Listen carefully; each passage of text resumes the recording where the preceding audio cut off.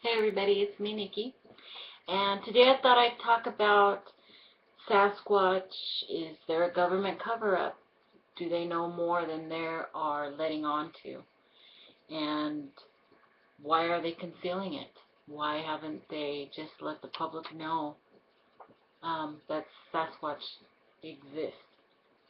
Um, as I did a little research on this, there are a lot of good articles out there pertaining to this. So they all kind of have the same materials inside of them. So I'm just going to try to regurgitate all the articles I read this weekend because they all kind of focused on the same stories on around U.S. Forest Service rangers or game and fish wardens, and that they always, the first thing when asked, are Sasquatch out there? Do Bigfoots exist? They always say, off the record. No, they don't exist, but off the record, yeah, we've had some weird things, and we've covered up footprints and stuff like that, um, supposedly because of the NDA that they have to sign. Um, the non-disclosure agreement would cover all that in there, that they're not supposed to say what they do or, any part of their jobs in relation to, I don't know, certain wildlife. But, they'd have to let a lot of people know about if bear are in a certain area or if cougar or mountain lion are in a certain area for the protection of humans. So I don't see why they shouldn't alert us if Bigfoot are in the area. Uh, it just seems like, you know, they need to protect us as well as the animals out in the forest. So uh, the NDAs, why? Is that the purpose of the NDA? Was that why it came about? I don't know. I wanted to find out how long the NDA has actually been a part of um, the whole process to become a ranger or a warden. And, well, actually, I'm not quite sure if the Fish and Wildlife wardens have NDAs, but I know for sure that the U.S. Forest Service does. So that's something also to try to find out. Um, and a lot of the stories go back to where hikers will be out in the woods and the ranger will come up and say, you need to stay on the main trails, the main hiking trails. You're not allowed to go off of them. And when you explain to them, no, I'm squatching, I'm here to get off trail and to find nests or whatever, um, they were like, they will nonchalantly kind of, well, you're supposed to stay on the main trail. I don't have any comment to Bigfoots or Sasquatch. At least most of them do. Now, on a lot of the online blogs and um, one in particular, Linda Newton Perry from Bigfoot Ballyhoo online Bigfoot magazine, she has accumulated several stories in regards to um, rangers saying, yes, there are Bigfoot out there, but I'm not supposed to tell you. And in one case, I even remember reading a comment about him saying how disgusted he was with that ranger, breaking his NDA, and he's not supposed to be doing that, and which seemed to give a lot of validity to the actual story, that this ranger knew he wasn't supposed to say things about Bigfoot, and he did.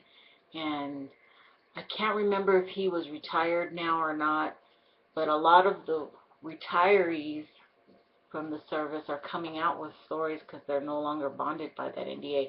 I'm assuming. I don't know. But more and more about that is coming out. And also a lot was I found a lot of articles about the Mount St. Helens eruption and the bodies that were being carried out. Some were, you know, the helicopters, I guess, were carrying out wildlife, elk and stuff, and people could see them carrying them out. But several instances where whatever was being carried out was tarped, and then some weren't. So that was kind of suspicious, and that they've been hiding the bodies this whole time. Um, Mostly the idea is that they're hiding the bodies because they don't want to create panic.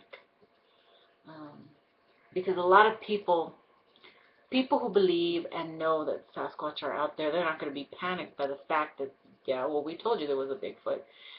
It's the people who don't believe, or the people who still believe this is a very cryptic creature that is just going to be in the storybooks.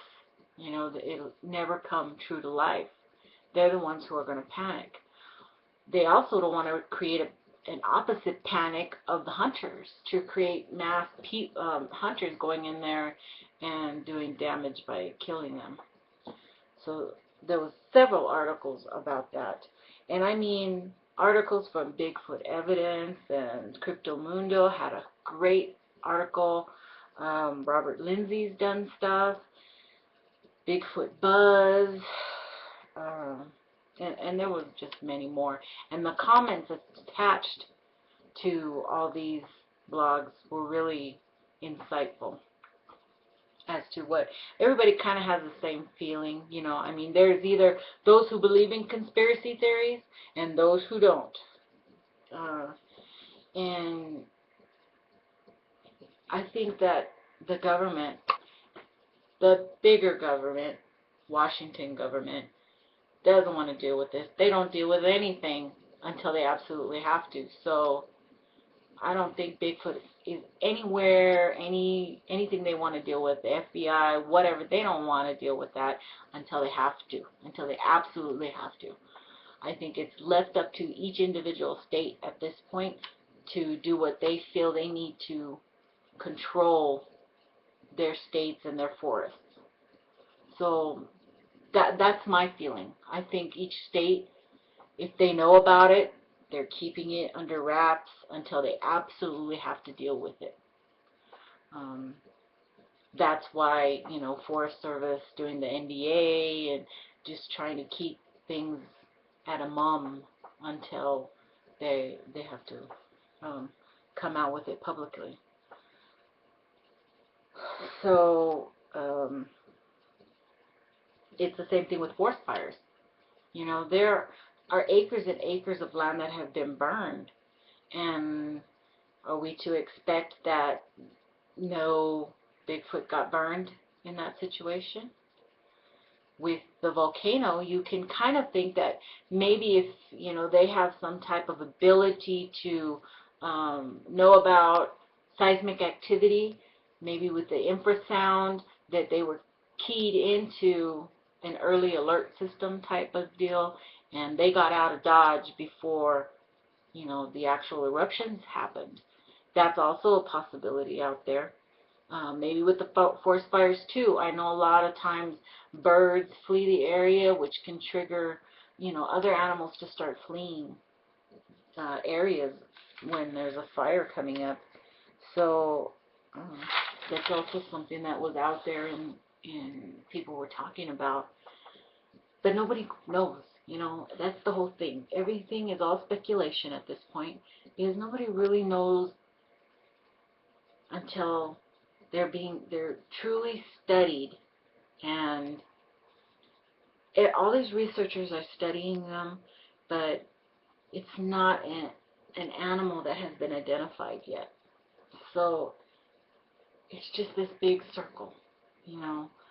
Researchers think this and they think that, and they think they have family pods, and they think they have, you know, maternal feelings, and that yeah, they might be, you know, just family oriented, or they might be rogue, they may be nice, they may be mean, it's all speculative at this point. So anybody's guess is as good as anybody else's. Yes, there are a lot of habituators out there who know. They know because they've dealt with them every day, but I still think that is on a individual case. You know, there are some habituators that they see their Bigfoot all the time, and they know they're nice, and they've got some type of relationship going on, some type of bonding or trust. And there are some that don't see them that often. They know they're there. They're giving them gifts, but sometimes they take the peanut butter, sometimes they don't. You know, there's hieroglyphs on the, you know, who knows if that is them, unless you are actually seeing them picking up the sticks and putting them in the pie shape. How do you know? You don't have video of it. How do you know it's just not some squirrels running through and knocking the, you know, sticks together?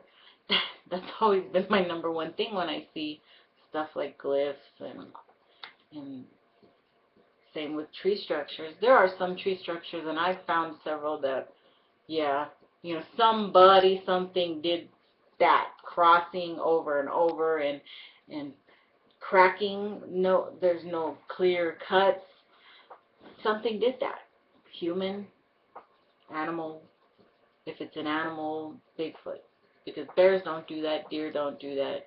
No other known animal in the woods do that. So it's one of the two. So that's my take on why would they cover up. If they are covering up, is so that there's no panic. No panic. And a lot of habituators want to pass laws to protect them, which would be the Endangered Species Act. And that'll protect them from maybe being shot and killed and stuff like that. But you can't, you know, secure land for them because they're free roaming. And that would just hurt, you know, environment and stuff like that. Also, if the Endangered Species Act passed, it would make researching them harder because a lot of people use tactics like call blasting. Well, call blasting would be considered harassment. So that would become illegal, and I know there's a couple of researchers, well, not a couple, a lot of researchers who use call blasting as a form of getting them to communicate or back.